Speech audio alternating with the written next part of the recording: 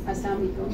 मैं शहनाज गुलजार और lawyer advocate आप भी आ गया और मैं बैंकर भी हूँ। मैंने 18 ईयर्स ऑलमोस्ट बैंकिंग में काम किया और अब मैं एज ए लॉयर प्रैक्टिस कर रही हूँ, स्पेशली फॉर हैरेसमेंट।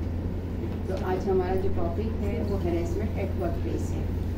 जब हम लेडीज़ बाहर निकलते हैं, स्पेशली मेरे को तो कम हैरेस किया जाता है या तो उनको भी जाता है और उनकी भी रेमेडीज़ हैं कि वो भी हैरेसमेंट की कंप्लेन कर सकते हैं।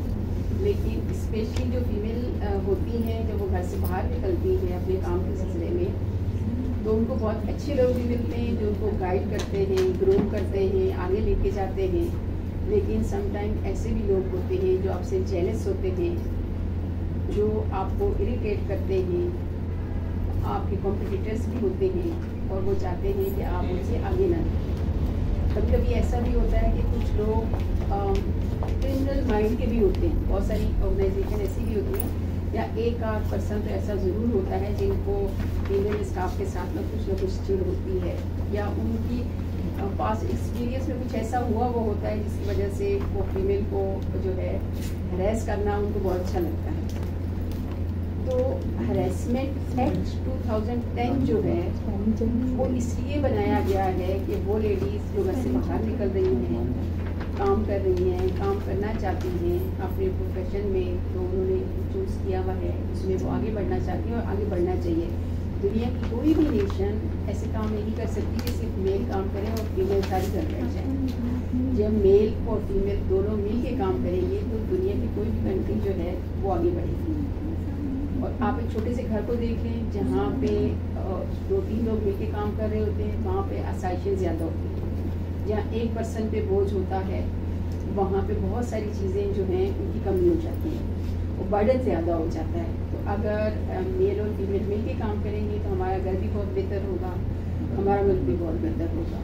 लेकिन फीमेल चूँकि हमारे मुल्क में थोड़ी कम तादाद में काम करती हैं तो उनको बहुत सारी चीज़ों में मुश्किलें भी पेश आती हैं। तो ये एक्ट 2010 जो है ये हैरेसमेंट को एड्रेस करता है। ये हमें बताता है कि हम हैरेसमेंट क्या चीज़ है।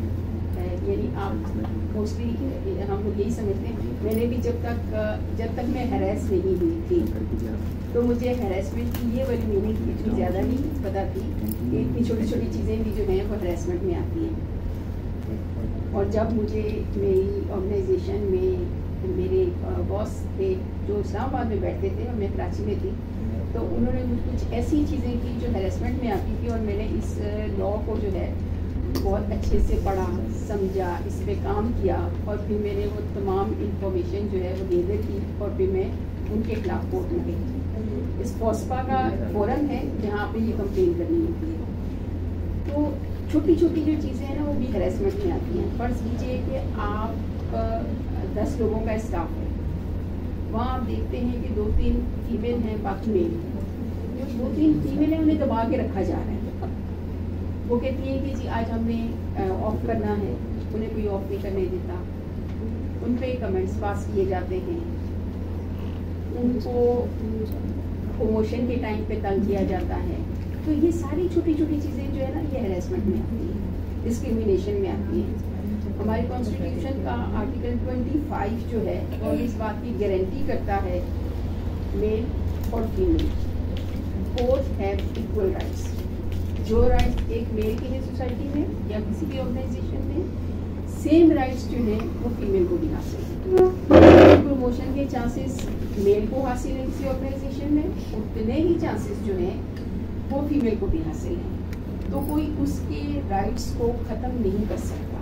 लेकिन मैंने क्योंकि बहुत सारी फीमेल जो काम कर रही हैं उनसे अब मेरा बहुत ज़्यादा इंटरेक्शन होता है और मैं स्पेशली करती हूँ कि मैं उन्हें गाइड करूँ कि आप लोगों ने डरना नहीं है, आप लोगों ने ब्रेव होना है। कोई भी ऑर्गेनाइजेशन है ना वो इस एक्ट के अंदर आती है। यानी कोई ऐसी ऑर्गेनाइजेशन नहीं है जहाँ ये एक्ट अप्लाई नहीं होता। ये एक्ट हर जगह अप्लाई होता है। इवन अगर आप ऑनलाइन काम कर रहे हैं ना घर से भी किसी कंपनी के लिए, वहाँ पे भी ये एक्ट अप्लाई होता है। अगर आप पार्ट टाइम जॉब कर रहे हैं ना उधर भी ये एक्ट अप्लाई होता है। ये स्कूल्स में भी होता है, ये बैंक्स में भी होता है, ये दूसरी जो फैक्ट्रीज हैं हर जगह ये एक्ट अप्लाई होता है। तो कहीं भी आप हैं आपको ये एक्ट सिक्योरिटी देता है, ये एक्ट आपके लिए रिलीफ प्रोवाइड करता है। तो आप डरे नहीं, आप जहाँ कहीं भी जाएं सबसे पहले आप उस कंपनी के या उस ऑर्गेनाइजेशन के जो सर्विस रूल्स होते हैं उनको लें, उनको स्टडी करें। फिर आपको उस जगह पे आपको अपने राइट्स पता चल जाएंगे। जैसे फर्ज कीजिए कुछ फीमेल होती हैं, उन्हें छुट्टी दी नहीं जाती, यानी मेल जो है आप ये देखिए वो सुबह लेट भी आएंगे, उन्हें कोई कुछ नहीं कहेगा। फीमेल जरा सा लेट आ जाएगी, उसको कहा जाएगा कल से टाइम पे आइए। टाइम आप मैनेज नहीं कर सकती तो कहीं और चली जाइए, ये आपको कोई नहीं कह सकता। फिर प्रमोशन के टाइम पे अरे आपने कौन सा घर चलाना है, इस मेल को हम प्रमोशन इस साल दे देते हैं, आपको अगले साल देख लेंगे। देखिए ना, इसके तो 4 बच्चे हैं, इसलिए तो एक फैमिली चलानी है। आपका क्या है, आप तो ऐसी जॉब करिए ना टाइम पास के लिए। तो हम टाइम पास के लिए घर से नहीं निकलते, हम वो तमाम राइट्स लेके घर से निकलते हैं जो एक मेल के होते हैं। उतना ही टाइम वो जॉब करने में लगा रहे हैं, उतना ही टाइम हम भी लगा रहे हैं। तो फिर हम क्यों किसी के लिए सेक्रीफाइस करें कि इस साल आप उसकी प्रमोशन देख लें।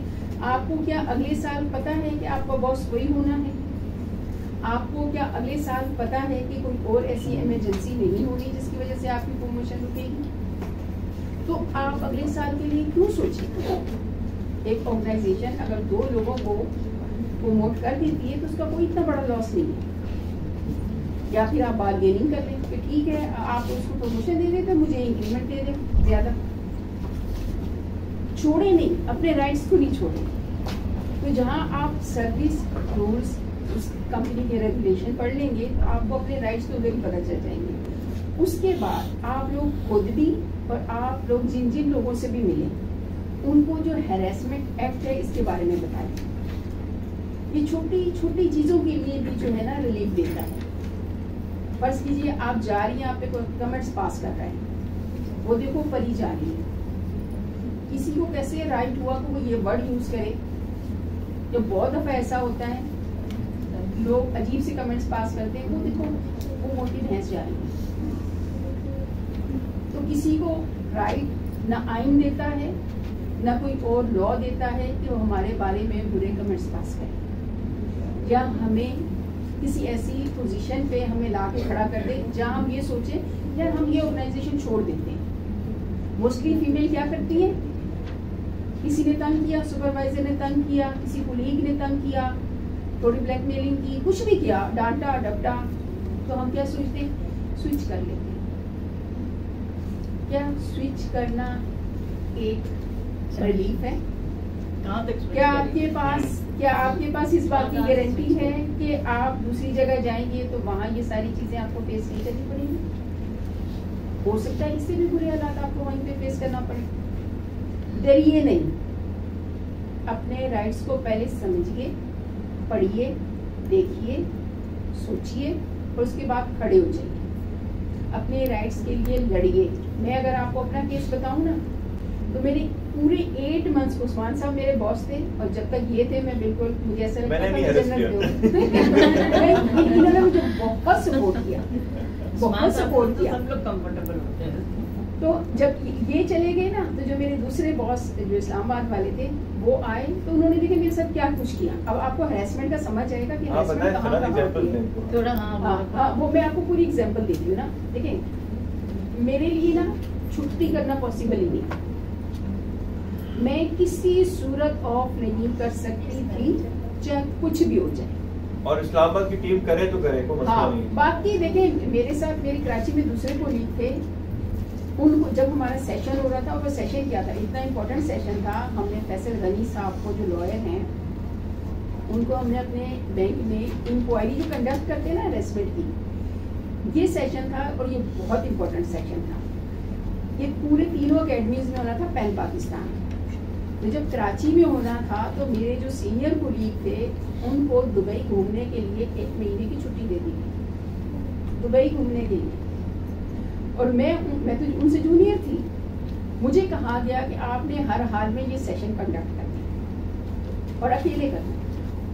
मैंने कर लिया, मुझे आदत थी, मुझे उस्मान साहब ने इतना ग्रूम कर लिया था, इतनी चीज़ें सिखा दी थी, इतना एक्सपीरियंस हो गया था कि मैं किसी भी सिचुएशन में अकेले भी काम कर लेती। तो मैंने वो सेशन करा दिए आराम से। अब जब मेरी एनुअल लीव का टाइम आया, देखिए जब बैंक में हम जॉब करते हैं तो वहाँ हमारा एक रोस्टर बनता है, उस रोस्टर के हिसाब से हम स्टार्ट ऑफ द ईयर में बता देते हैं कि इस स्टाफ ने इस टाइम पे, इसने इस टाइम पे, इसने इस टाइम पे, हम डेट्स मेंशन कर देते हैं फ्रॉम और टू। उसने अपनी एनुअल लीव पे जाना है ताकि आपका ऑफिस डिस्टर्ब ना हो, प्लस ये कि आप भी डिस्टर्ब ना हो। तो आई थॉट कि मैं तो अहमदाबाद जाऊंगी, तो मैंने अपनी मई में छुट्टियां जो है वो प्लान की थी। मैं हर साल जो है वहाँ घूमने जाती थी, मैं वहाँ से बिलोंग करती हूँ, उस हिसाब से मैंने अपनी छुट्टियाँ वो लिख के दे दी थी। अब देखें मैंने जनवरी में कोई छुट्टी नहीं की, एक हाफ डे भी नहीं, फेब में भी नहीं, मार्च में भी नहीं, अप्रैल में भी नहीं। अगर कभी मैंने अपने बॉस को कहा भी ना कि जी मुझे कहीं एक ऑफ चाहिए, इसमें कोई ट्रेनिंग नहीं हो रही, कोई ऐसा ऑफिस में काम नहीं है, तो मैं एक कैजुअल लीव कर लूँ। आप कैजुअल लीव करेंगी तो काम कौन करेगा? और मैं कहती थी सर मेरी अकेडमी में कल कोई काम नहीं है, आपकी अकेडमी में काम नहीं है, इस्लामाबाद वाला काम कौन देखते? मैं इस्लामाबाद का काम और लाहौर का काम भी डाल दिया, ताकि मैं कोई दिन फारिग ना रहूँ, कोई दिन ऐसा ना हो जिस दिन मैं ये कहूँ कि आज मेरी अकेडमी में काम नहीं है तो मैं ऑफ करूँ। और मेरी टाइमिंग को इंटेंशनली इंक्रीज किया गया, 5 से 8, 8:30, 9, इवन 9:30 तक भी मैं ऑफिस में अकेले बैठी। 4th फ्लोर थी मेरी जो ऑफिस की बिल्डिंग, और DHA का एरिया आपको पता थोड़ा सुनसान हो जाता है, जो ऑफिस वाली बिल्डिंग है ना, तो उस बिल्डिंग में अकेले, बिल्कुल अकेले अपने पियोन के साथ बैठ के मैंने 9:30 तक भी काम किया। अच्छा, हमारी जूम मीटिंग 4-4, 5-5 घंटे की जो है वो साहब करवा लेते थे, और उसमें कुछ भी नहीं होता था, सिर्फ स्टाफ की ना वो होती थी, इंसल्ट होती थी, टारगेट किया जाता था किसी एक बंदे को कि आज तो इसकी बजानी है। तो अब ये जब मैंने अपनी एनुअल लीव अप्लाई की तो उन्होंने मेरी एनुअल लीव को पुश बैक कर दिया कि नहीं, हम आपको तो नहीं जाने दे सकते, आप नहीं जाएंगे। अच्छा, मैं चूंकि उस्मान साहब के जाने के बाद मुझे थोड़ा सा 1-8 महीने में ही एहसास हो गया था कि अब मेरा टफ टाइम शुरू हो रहा है, क्योंकि मैंने उनकी 2-4 बातें मानने से मना कर दिया। तो वो मुझे अंदाज़ा हो गया था कि अब बुरा टाइम शुरू हो गया। तो मैंने वहाँ से तैयारी पकड़ ली थी, क्योंकि मैं लॉयर थी, मुझे सारी चीज़ों का पता था कि मुझे क्या क्या चीज़ें तैयार करके रखनी है जो मुझे फ्यूचर में काम आएंगी। मेरा केस उसी दिन मैंने सोच लिया था कि मुझे हरेसमेंट का केस फाइल करना है, कंप्लेन तो मुझे करनी ही करनी है, ऐसे नहीं छोड़ना इन लोगों को, क्योंकि वो हर दूसरे पर्सन को हरेस कर रहे थे, फीमेल को ही नहीं मेल को भी उन्होंने हरेस किया। 16 लोगों की टीम में सिर्फ एक पर्सन वहाँ पे बाकी है, वो साहब खुद है। 15 लोगों को उन्होंने हरेस करके भगाया, और खवातीन सिर्फ 3 थी, मैं, मेरी एक कुलीग जिन्होंने ट्रांसफर किया, और एक कुलीग जिन्होंने जैसे मैंने आपसे कहा ना कि हम ये फर्स्ट ये सोचते हैं कि इस जगह को छोड़ दें, तो उस जगह को छोड़ के वो घर जाके बैठ गई। तो मैं उनको ईमेल करती थी ना, उसी का मैं उसी वक्त प्रिंट आउट लेती थी, अपनी फाइल में लगा देती थी। अच्छा, छुट्टी के टाइम पे उनकी कॉल आती थी और मुझे कहा जाता था कि आज आपने ना ये रिपोर्ट बना के जाना है। ये तो बड़ा कॉमन है। और ये ऑफिस में होता है, एंड ऑफ के टाइम पे आपके पास जिसने हरेस कर, जो इंटेंशनली हरेस कर रहा होता है ना आपको, वो आता है आपके पास और आपको कोई काम दे के चला जाता है, खुद चला जाता है, आपको काम दे जाता है कि आप ये करते हैं। तो मैं क्या करती थी, जब मैं उनको वो काम ईमेल करती थी ना, जैसे फर्ज कीजिए रमज़ान में आपने देखा होगा अप्रैल में, और उसमें रमज़ान था मई में, बैंकिंग 6 डेज की हो गई थी, 8 से 3 PM। अब आप यकीन कीजिए 2:57 पे मेरे पास कॉल आती थी उन साहब की कि आज आपने रिपोर्ट भेज दी। मैं कहती थी सर मैंने 12 बजे भेज दी थी, आप कहीं आप चेक कर लीजिए ईमेल। अब वो अपनी ईमेल चेक करते थे, अब उसको वो रिपोर्ट कंप्लीट होती थी, लेकिन वो मुझे क्या कहते थे, इसमें ये चीज़ अलग, ये चीज़ अलग और ये चीज़ अलग कर दीजिए। खुद भी कर सकते हैं, वो खुद भी कर सकते थे। अच्छा, वो मुझसे पर्टेन भी नहीं कर रही होती थी, लेकिन फिर भी मुझे कहा जाता था, अब फरमाइशी प्रोग्राम होता था, इसमें OG1 को अलग कर दीजिए और OG2 को को अलग कर दीजिए, एग्जेक्टिव्स को अलग कर दीजिए। भाई एक फिल्टर ही तो लगाना है, और अलग करने का आपको बेनिफिट कौन सा मिल रहा है? आपने ये दिखाना है कि इतने लोगों ने आज ट्रेनिंग की, तो उसमें कोई ऐसी चीज़ नहीं है, लेकिन सिर्फ मुझे बिठाने के लिए। अब मैं क्या करती थी, जब वो मुझे कॉल करते थे ना, तो मैं उनको ईमेल जब करके जाती थी, फर्स्ट कीजिए रिपोर्ट बनाने में मुझे 1 घंटा लग रहा है, तो मैंने 4:30 पे अगर उनको ईमेल किए ना, तो मैं लिखती थी this refers your call at 2:57 PM. I have prepared this report. Kindly find attached. If you still feel any requirement or you want to change something else, kindly let me know. अब उसमें क्या चीज़ आ गई, आपने मुझे 2:57 पे call की है, मैं आपको 4:30 पे आपको दे रही हूँ, क्योंकि जब आप ईमेल करते हो तो उसका टाइम आ जाता है, और जो आपने करके दिया उनको वो भी आपने लिख दिया, मजीद को कोई चेंज करना चाहते हैं वो भी आपने लिख दिया। अब मैं इस किस्म की ईमेल्स करके उसका प्रिंट आउट लेती थी, फाइल में लगा देती थी। अब जब वो बहुत दफा ऐसा होता था, अच्छा ऐसे लोगों के साथ ना आप वर्बल आर्गूमेंट्स ना करें, क्योंकि उसका आप कोई प्रूफ नहीं दे सकते। आप किस चीज़ का प्रूफ देंगे? आप प्रूफ देंगे जो आपके पास इन राइटिंग कुछ है। तो मैं इन राइटिंग ही सारी चीज़ें जमा करती रही। अब जैसे मैंने लीव अप्लाई की ना, तो मैंने देखिए मैं जैसे कि मैंने उसमें लिखा ट्रीटमेंट, एनुअल लीव डाली और लिखा फॉर ट्रीटमेंट। अब देखें ट्रीटमेंट के लिए जब आप छुट्टी को डिक्लाइन करते हो ना, आप बहुत बड़ा जो है ना मिसकंडक्ट करते हो। अब उन्होंने इसको पुश बैक कर दिया।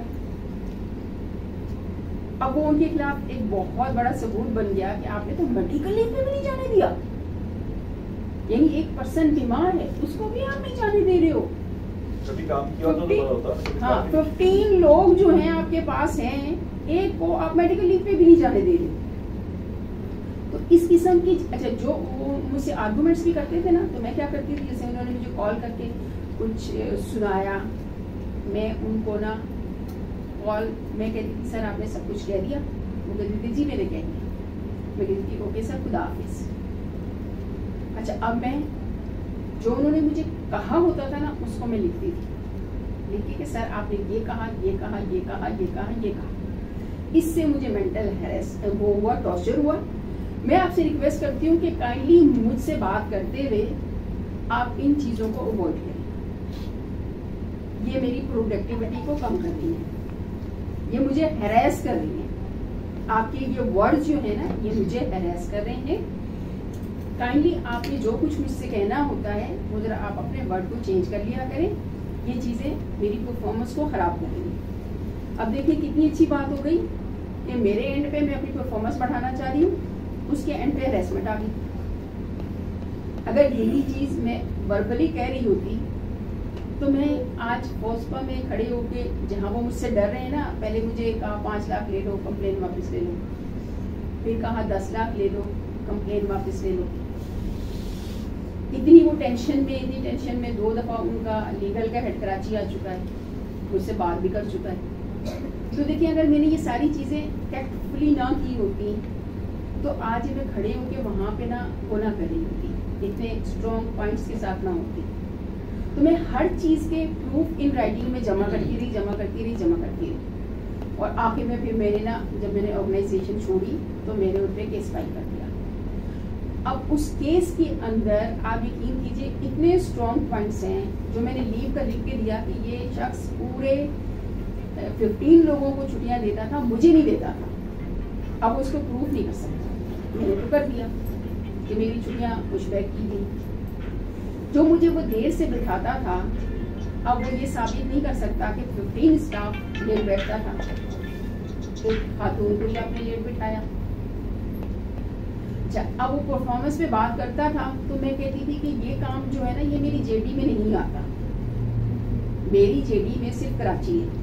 आप लाहौर का और इस्लामाबाद का काम जो मुझसे करा रहे हैं ये एक्स्ट्रा बर्डन आप मुझ पर डाल रहे हैं। जब वो मुझे लेट बिठाता था फोर्सफुली तो मैंने उसे सर्कुलर भेजा कि सर्कुलर के हिसाब से मेरा टाइम है 5 o'clock, तो काइंडली आप मुझे थोड़ा अर्ली छोड़ दिया करें, आप मुझे 9 साढ़े 9 बजे तक ना बिठाएं। अच्छा, घर से भी जाके ना बहुत दफ़ा ऐसा होता था, मैं घर गई हूँ 9:30 बजे 10 बजे कॉल आ रही है, आपने ये चीज़ मैडम कैसे थी, आज के कोर्स में कितने लोगों ने वो किया था। तो जब आप अपनी एकेडमी से निकले थे, आपके पास तो तीनों सेंटर का डेटा आता है ना, आपके पास स्क्रीन पे सारी चीज़ें चल रही होती है और हम अटेंडेंस के साथ लगाते हैं, तो आपके पास तो पूरा डेटा आता है। आपको अगर किसी चीज़ की ज़रूरत थी तो आपने ऑफिस से निकलते हुए जो है क्यों नहीं देखी। आपको पता था आप HR हेड के साथ डिनर पे जा रहे हैं, वो आपसे कुछ पूछेगा कि आज क्या कोर्स हुआ, उसमें कितने लोगों ने अटेंड किया, तो आप देख के क्यों नहीं निकले। आपको देख के निकलना चाहिए था ना कि आप 11 बजे मुझे कॉल करें। तो मैंने 8 मंथ्स में मैंने सारा डेटा जमा किया, मैंने कोई व्हाट्सएप डिलीट नहीं मारा, इवन उसके स्क्रीनशॉट्स लेके सेव रखे। और वो 11:30 अब किसी फीमेल को आप रात को ऑफ करके जाने के बाद कॉल नहीं कर सकते अनलेस अनटिल के आपकी रिलेशनशिप ऐसी हो। जैसे अब उस्मान साहब है, मैं 12 बजे भी इनको कॉल कर लेती हूँ, मुझे अगर कोई ज़रूरी काम होता है वॉइस कर दिया, सर ऐसे ऐसे है, क्योंकि हमारी वर्किंग रिलेशनशिप थी। बहुत दफ़ा ऑफिस में भी मेरे दूसरे भी बॉसेस थे, वो भी रात को मुझे कोई वॉइस कर देते थे कि कल हमने, जैसे मेरे HR हेड थे वो इस्लामाबाद से जब भी आते थे, उनकी मुझसे ज़्यादा वो थी, तो मुझे कहते थे कल MPO के इंटरव्यू जो है वो आपने शेड्यूल कर दिए, तो वो 1 बजे भी मुझे वॉइस कर देते थे, सुबह 6 बजे भी कर देते थे। सुबह 6 बजे भी जब वो इस्लामाबाद से फ्लाई करते थे तो मुझे पूछ लेते थे मुझे लेने कौन आ रहा है। तो ये रिलेशनशिप पे डिपेंड करता है ना, लेकिन जो बंदा आपको हैरेस कर रहा है ना, वो आपको शाम को नहीं कर सकता कॉल, वो कर रहा है। अगर आपको व्हाट्सअप कर रहा है, आपको मैसेज कर रहा है, उसको डिलीट ना मारे, उसको कहीं सेव रखें, उसका स्क्रीनशॉट ले लें या कुछ और इस किस्म का अरेंजमेंट कर लें, तो उसको आप महफूज रखेंगे। जब आप कंप्लेन में जाएं तो आपके पास बहुत सारे प्रूफ हैं, जैसे मेरे पास बहुत सारे प्रूफ हैं साथ। तो ये तो वो सारी छोटी छोटी चीज़ें हो गई। अगर किसी ने आपकी प्रमोशन जो है, और कोशिश कीजिए हर चीज़ ना इन राइटिंग में हो, जो आप दो वो भी इन राइटिंग में हो, जो आप उनसे आंसर लो ना। कभी ऐसा होता है हमें इन राइटिंग में किसी को दे दिया, उसने जो है हमें बुला के अपने रूम में डांटा डपटा और फिर हम आके बैठ गए, रोने बैठ गए या बैग उठाया और घर चले गए। नहीं, उसने अगर आपको डांटा डपटा है उसको ईमेल कीजिए, आज जो आपके साथ मेरी इतने बजे से इतने बजे तक मीटिंग रही, आपने ये मुझे कहा जो मेरे लिए मेरी हेल्थ को जो है ये कर रहा है, इफेक्ट कर रहा है, तो आइंदा आप मुझसे ऐसी बात नहीं करेंगे। ये हैरेसमेंट में आता है। जब वो हैरेसमेंट का वर्ड सुनेगा ना वहीं पे स्टॉप कर देगा, आइंदा आपको तंग नहीं करेगा। अगर फिर भी फर्ज करें कोई आपको हैरेस करता ही रहता है, तो सबसे पहले आपकी अपनी ऑर्गेनाइजेशन के अंदर एक हैरेसमेंट की कमेटी होती है। जो अच्छी ऑर्गेनाइजेशन होती है ना, तो इंटरनल कमेटी बनाती है, हैरेसमेंट की पॉलिसी बनाई जाती है हर ऑर्गेनाइजेशन के लिए। उसमें एक फीमेल होनी चाहिए, फीमेल के लिए 2 मेल होनी चाहिए। आप वहाँ पे कंप्लेन करें, प्रॉपर कंप्लेन करें, उसके अंदर सारे सबूत लगाएं कि जी इस तरह से मुझे बिठाया जाता है, मुझे लीव नहीं दी जाती, मुझे शॉर्ट लीव नहीं दी जाती, या मेरे साथ कुछ और इस किस्म की चीज़ें हो रही हैं। अब जैसे कल रात को 10 बजे मैंने केस हैरेसमेंट का जो है वो कंप्लीट करके रखा है, जिसको मुझे मंडे को इंशाल्लाह फाइल करना है। तो वहाँ खातून को बुला के ना रूम में, तो उसे कहा जाता था कि तुम्हारी कौन सी इंसल्ट हो रही है। तुम कहती हो कि मैं तुम्हें बुला के इंसल्ट नहीं करूँ, तुम्हारी कौन सी इंसल्ट हो रही है, तुम्हारी कौन सी रेपुटेशन है जो तुम्हारी इंसल्ट तुम्हें फील होती है। तो ये उस खातून को चूँकि मैंने थोड़ा वो बताया था, तो उसने ईमेल के अंदर उनको लिख के दिया कि ये मुझसे ये बातें करते थे। तो अब देखिए वो रिकॉर्ड आ गया ना कि आपने एक कंप्लेन की अपने सुपीरियर ऑफिस को, हैरेसमेंट के चेयरमैन को या कमेटी को, या अपने उसको HRD डिपार्टमेंट को, कि ये पर्सन मेरे लिए ये वर्ड यूज कर रहा है।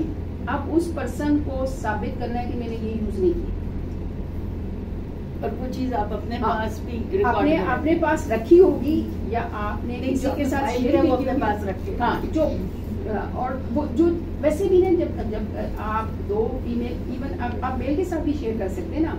अगर आपको फर्ज कीजिए कोई हैरेस कर रहा है, तो वो सेम चीज आप अपने मेल कुलीग सारे तो बुरे नहीं होते ना, एक का तो ऑफिस में जरूर अच्छा होता है, तो उसके साथ शेयर कीजिए, उसको अपना गवाह बनाइए, वो आपका विटनेस बनेगा ना। तो वो कह सकता है, कल आपके लिए खड़ा हो सकता है कि हाँ जी ये बात इन्होंने कही थी कि रूम से जब बाहर आई थी तो रोती भी आई थी और इन्होंने मुझसे शेयर किया था कि ये चीजें हुई हैं। अच्छा, तो वहाँ पे आपको बात को प्रोटेक्शन मिल आगे सकती बढ़ाते है। हुए आपसे पूछना चाहूंगी कि कितना जरूरी है, आपने पहले तो फाइल कर दिया केस विद डॉक्यूमेंटेशन, जी। स्टेप्स हो गए, जी। इसके बाद फॉलो अप कितना जरूरी है? देखिए Follow up होना चाहिए या फिर फॉलो अप होना चाहिए। जैसे देखिए फर्स्ट कंप्लेन आपने अपने ऑर्गेनाइजेशन के अंदर कर दी है, 15 डेज देखें, 15 डेज मैक्सिमम टाइम होता है कि वो आपको रिप्लाई करें। फर्ज कीजिए जैसे मेरे केस में उन्होंने 15 डेज नहीं किया था, तो फिर मैंने एक और कंप्लेन डाली उनको ना कि जी मैंने आपको लिखा था, आपने कुछ भी नहीं किया, मैं अभी तक हैरेस हो रही हूँ। उस पर भी उन्होंने कुछ नहीं किया और उस पर हमारा इतना झगड़ा हुआ कि फिर मुझे ऑर्गेनाइजेशन छोड़ना पड़ी। लेकिन मुझे तो छोड़नी ही थी क्योंकि उस इन्वायरमेंट में मैं अब मजीद आपकी काम नहीं कर productivity सकती नहीं हो पाई। यानी कि देखिए उन्होंने सबको निकाल दिया था, सारे को हैरेस कर करके रिजाइन ले लिया था। I was the last one. तो वो एक लास्ट वन पर्सन जो है ना वो कितनी चीजें मैनेज करेगा और वो किस इन्वायरमेंट में काम करेगा जहाँ पे उसके सारे 15 कोलीग को निकाल दिया गया हो, वो क्या करेगा? उसके लिए तो फिर वो यही है ना कि कंप्लेन करो अगर बैठ जाओ। अच्छा, कंप्लेन करने के लिए इम्पोर्टेंट चीज़ जो है वो ये है कि आप ऑनलाइन कंप्लेन भी कर सकते हैं फोस्पा को, आप उनके ऑफिस भी जा सकते हैं। ऑफिस ये देखें बिल्कुल पास है आपके, ये स्टेट ऑफ बिल्डिंग है ना कॉर्नर पे, ज़ेनत की बिल्कुल बैक साइड पे, इसमें 3rd फ्लोर पे उनका ऑफिस है। आप वहाँ पे फिजिकली जाके भी उनको सारे अपने डॉक्यूमेंट्स लेके जाइए, वहाँ आपसे एक एप्लीकेशन लिखवा लेंगे कि जी इस तरह से ये चीज़ें हुई, आपके जो डॉक्यूमेंट्स आपके प्रूफ हैं वो साथ लगाइए, लगा के उनको दे दीजिए। वो आपका जो है नोटिस दूसरी पार्टी को करेंगे, वो पार्टी आएगी, आपके जो दिए हुए प्रूफ हैं उसको या तो एडमिट करेगी या डिनाई करेगी। इनका मैक्सिमम टाइम जो होता है वो 3 मंथ्स होता है, 90 डेज। 90 डेज के अंदर अंदर इनको डिसाइड करना होता है। लेकिन सम टाइम ऐसा होता है कि 90 डेज, जैसे मेरे केस को ऑलमोस्ट 1 साल हो गया। अब 1 साल ऐसे हो गया कि मैं चाहती हूँ जो वो दूसरी पार्टी है वो टेंशन में ही रहे। देखिए ना, मैं तो अब घर पे हूँ और मैं प्रैक्टिस कर रही हूँ, मैं बैंक में नहीं बैठी हुई ना। लेकिन वो जो लोग बैंक में बैठे हुए ना, उन्हें हर रोज़ टेंशन होती है कि हमारे खिलाफ एक केस हुआ हुआ है, हमने अगर कहीं से यहाँ से स्विच मारा दूसरी ऑर्गेनाइजेशन में तो ये जो हमारा केस है इसकी कॉपीज चली जाएंगी दूसरी ऑर्गेनाइजेशन में, तो वहाँ तो हमारी प्रोबेशनरी पीरियड के अंदर ही टर्मिनेशन हो जाएगी या वो हमसे रिजाइन ले लेंगे। अब मैं तो इस अपने केस से नई नई चीज़ें सीख रही हूँ, लोगों को बता रही हूँ कि जी आप हरेस ना हो, आप ये करें, ये कर लें, ये कर लें। लोगों के हरेसमेंट के केस फाइल कर रही हूँ, अपने लॉयर के साथ मिलकर और बहुत सारी ऐसी चीज़ें कर रही हूँ। मेरा टाइम वेस्ट नहीं होना। लेकिन उनके लिए जो एक ये साल है ना, आप यकीन कीजिए वो इस कदर टेंशन में है, इस कदर टेंशन में है, जहाँ उनको पता चलता है ना मेरे उस एक्स बॉस को इसका मैडम के साथ कोई रिलेशनशिप है, वो उनके पास पहुँच जाता है, यार वो उनसे कह देना वो कंप्लेंट वापस ले ले। इसका मतलब उनको पता है उन्होंने किया है। हाँ। अच्छा, और दूसरा ये कि इससे एक स्टेप और आगे जाके, हाँ। एक तो आपने स्टेटस मालूम जरूर करना है। हाँ, रेगुलर कि आपका जो केस है कहाँ तक हुआ। हाँ, नहीं, क्योंकि कहीं एम्प्लॉयर ही ना रुकावट बन नहीं, वहाँ पे देखिए वहाँ पे एम्प्लॉयर रुकावट नहीं बनता। वो जब आप अपनी वहाँ अपनी कंप्लेन लॉन्च कर देंगे, बेहतर ऑनलाइन करें या फिजिकली जाके करें या आप PCS भी इवन कर दें। उस पर आपने अपना एड्रेस जरूर लिखना है, अपना कॉन्टैक्ट नंबर जरूर लिखना है, ताकि जब आपको वो लेटर भेजे तो वो आपको मिले। जब आप अपनी कंप्लेन कर देते हो वो अदर पार्टी को बुलाते हैं, बुला के उसको सारी वो चीज़ें कहते हैं कि ये आपके खिलाफ चीज़ें आई हैं, आप इसको या एडमिट करें या आप इसका अगर आपके पास कोई इसका जवाब है तो वो दाखिल कर लें। वो फिर आके अपना जो उनका रिप्लाई होता है वो फाइल कर लेते हैं। फिर उनकी जो विटनेस होते हैं, जैसे आपके पास कोई विटनेस है, उनके पास कोई विटनेस है, उन 2 पार्टीज का, फिर उनके विटनेस का, फिर उनके अगर उन्होंने दोनों लॉयर किए हैं तो लॉयर मिल के बैठ के उनकी आर्गूमेंट्स होते हैं। यानी आपकी जब एविडेंस हो जाती है, आप प्रूफ दे देते हो, सब कुछ हो जाता है आपका कंप्लीट, आपके एंड पे भी और उनके एंड पे भी, तो उसके बाद जो है लॉयर बैठ के आर्गूमेंट्स करते हैं जी आपके विटनेस ने तो ये कहा था। अब जैसे देखिए मेरा केस है ना, अभी उस पर नहीं गया ना, क्रॉस पे नहीं गया, मेरा क्रॉस हो चुका, अदर पार्टी जो है उनका क्रॉस होना है। अब जैसे देखें मेरे क्रॉस में सबसे इम्पोर्टेंट चीज़ क्या होगी, मैं अपने बॉस से ये पूछूंगी कि 15 लोग आपके अंडर काम करते थे, तो कहेंगे हाँ करते थे। 15 लोगों में से कितने लोगों की लीव को आपने पुश बैक किया? अब वो क्या कहेगा, 1 क्योंकि मैं अकेली थी ना जिसके लिए उसने पुशबैक किया, 14 लोगों के लिए तो उसने पुशबैक नहीं की। तो मेरा एक चीज़ प्रूव हो गई कि उसने सिर्फ मेरे साथ दुश्मनी निकाली। अब सेकंड जी, आप 5 घंटे की जूम करते थे, वो कहेगा हाँ करता था। भाई क्यों एक खातून की आप 5 घंटे की जूम में उसको बैठाते थे? या मैं कहती हूँ कि उसने मुझे कहता था, मुझे सिर्फ तंग करने के लिए कहता था कि आप कैमरा ऑन करें। आप किसी फीमेल स्टाफ को कैमरा ऑन करके जूम में नहीं जबरदस्ती, जिसमें मेल ऑफ करके बैठे हुए हों, आप फीमेल को नहीं कह सकते कि आप अपना कैमरा ऑन रखोगे। तो मैं कहती हूँ कि जी वो मुझे कहता था कैमरा आप ऑन करें, मुझे तंग करता था।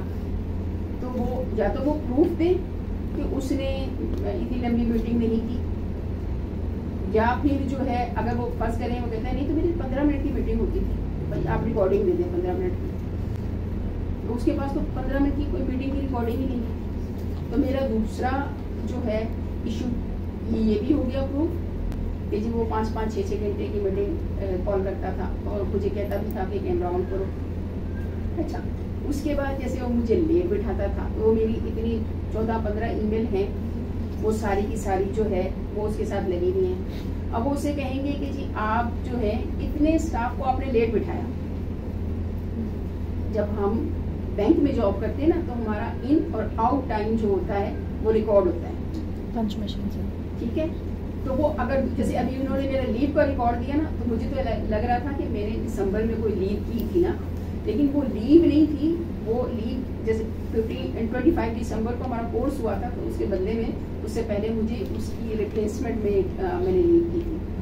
तो लास्ट जो मेरी ऑफिशियली लीव थी ना, वो थी अक्टूबर में, और मैं समझी थी शायद मैंने दिसंबर में की है। तो मुझे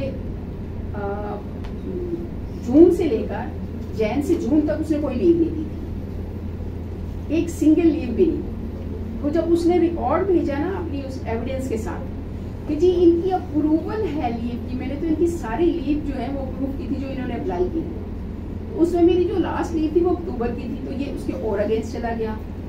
उसमें मेरी जो लीव मैंने अप्लाई की ना, वो सारी उसके अंदर आ रही थी और not approve not approve not approve आ रहा था, तो वो भी उसके अगेंस्ट चला गया। तो इस तरह ये सारी चीज़ें जब आपके डॉक्यूमेंट के साथ उसके या आपके अगेंस्ट जाती हैं, तो फिर इस पे फाइनल आर्गूमेंट्स होते हैं जो दोनों पार्टियां करती हैं। ऑलरेडी फाइनल बस उनका क्रॉस होना है, उनका क्रॉस होना है, और क्रॉस के बाद फाइनल। यानी कि ये आपके सामने एक लाइव केस है, लाइव केस है हरासमेंट का।